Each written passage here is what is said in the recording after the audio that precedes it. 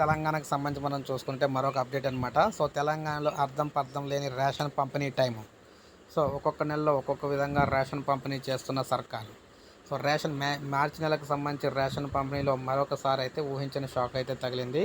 ఎప్పుడు కూడా 5వ తారీఖు నుంచి వాస్తవంలో గతంలో అయితే మొదటి తారీఖు నుంచి అయితే ఇచ్చేవారన్నమాట. ఆ తర్వాత దాన్ని జాయిగా 5వ తారీఖు అయితే తీసుకొచ్చారు. సో ఇప్పుడు 5వ తారీఖు నుంచి మరింత కూడా ఆలస్యం అయితే అవుతుంది. సో ఈ రేషన్ పంపిణీ అనేది చూసుకుంటే గతంలో మీరు చూసుకోవచ్చు, దాదాపు 9 రకాల సరుకులు అయితే ఇచ్చేవారనమాట. కానీ ఇప్పుడు చూసుకుంటే కేవలం 3 రకాల సరుకులు మాత్రమే ఇవ్వడం జరుగుతుంది. అది కూడా కొన్నిసార్లు అయితే 2 ఇస్తున్నారు. ఎందుకంటే బియ్యం, కందిపప్పు, పంచదార 3 అయితే ఇస్తున్నారు. కొన్నిసార్లు అయితే 2 దొరుకుతున్నాయి అనమాట. సో ఈ విధంగా రేషన్ పంపిణీ చూసుకున్నట్లయితే తెలంగాణలో మనకి సరుకులు తగ్గించేశారు. అదేవిధంగా దాంతోపాటు ఇచ్చే టైంని కూడా పెంచుకుంటూ వెళ్ళిపోతున్నారన్నమాట.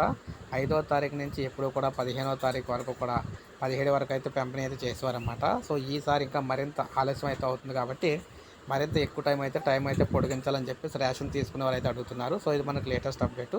ఒక లైక్ చేయండి, సబ్స్క్రైబ్ చేసుకోకపోతే మన ఛానల్ సబ్స్క్రైబ్ చేసుకొని